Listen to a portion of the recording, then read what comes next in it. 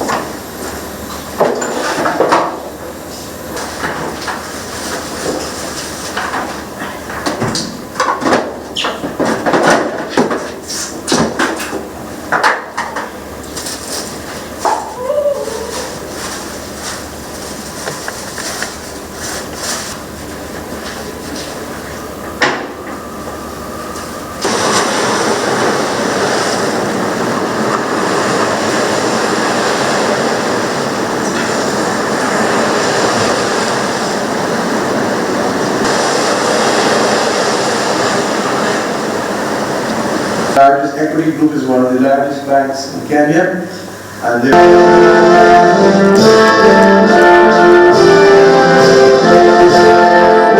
so you see that the range of interests are across an area.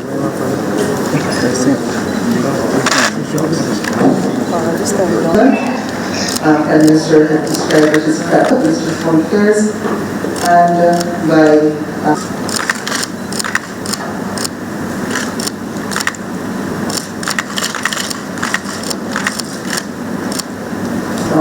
Michelle Omamo, who now be sending the third.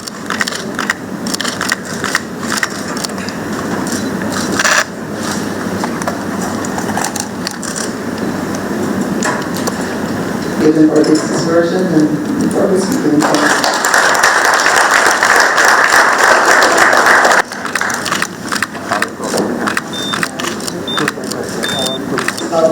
Barbados to Kenya, and the High Commissioner report to this evening's high-level engagement during the course of this of Barbados and Kenya. The agreements are on the national board on Prime Minister of Barbados, followed by the President.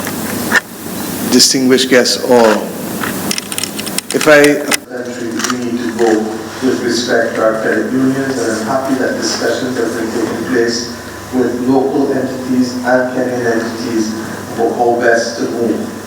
Equity, Lamy Technologies, which is an insurance that wanted to participate with Kenya and Singapore with fintech and digital technologies in the financial services area. In the matter of travel and tourism, Kenya Airways is able to do the substantive work now of unlocking that areas in the Americas. Similarly, representatives of the Kenyan Tourism Board. But not even COVID can separate us. And I think that all of us recognize now that we are in a marathon and not a sprint. And that we have had in our past to become resilient, and equally this generation of Kenyans and Barbadians must be resilient to the times, whether those times are affected by the pandemic or whether they are affected by the climate. I refer to those things to be able to point to our resilience and to the fact that if we paused because bad things happen, we would never make progress, and that we must move on in spite of the bad things wherever possible.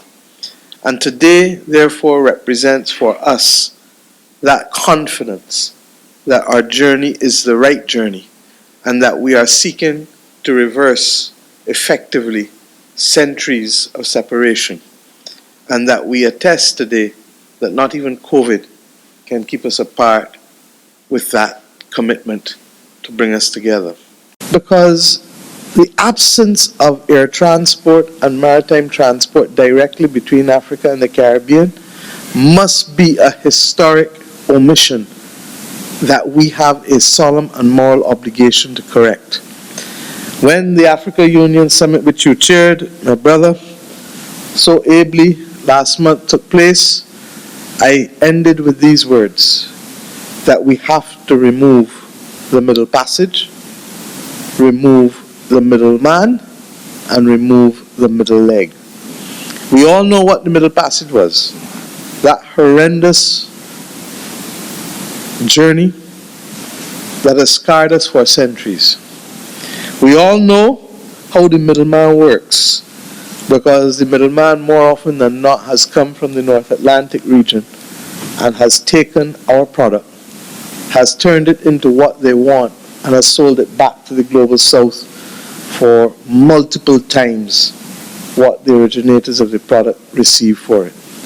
And we all know what the middle leg is, because there are too many Caribbean people or African people who, in wanting to visit each other's countries, are told, you have no visa to land in the United States of America, or you have no visa to land in the United Kingdom or France or the Netherlands, and therefore you are not able to travel to those countries. If we do not seize the moment as we are trying to do now, then we will forever be victims of a time and a power over which we have no control. The time being history, and the power being others who have other interests that are not the same as ours. And we have been engaging ourselves on how we can actually establish direct air and sea links between our two countries and our two continents. And this is one area where we are hoping to find great success. Success that will make it easier for the businessmen and women, for those seeking to re-engage with the African continent, to be able to do so without having to wait for visas from third parties, seeking permission from third parties, but being able to do so directly on a bilateral basis. This is something that we hope that we shall succeed in the very near future, and we should make it that much easier for us to be able to visit each other, to work together, and to partner together. Together,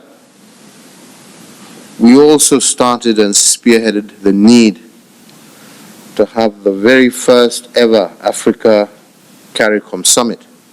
And this was something that we discussed when my sister visited Nairobi, and was supposed to be held on the sidelines of Chogam last year. Unfortunately, due to COVID, we were not able to do so. But again, talking to the resilience of our two countries and our two peoples, we still managed this year to hold that first Africa CARICOM Summit, where we had participation from all the different regs of our continent, together with leaders of CARICOM, and it is my hope that that will either become an annual or biannual event that seeks to strengthen the ties between our two countries.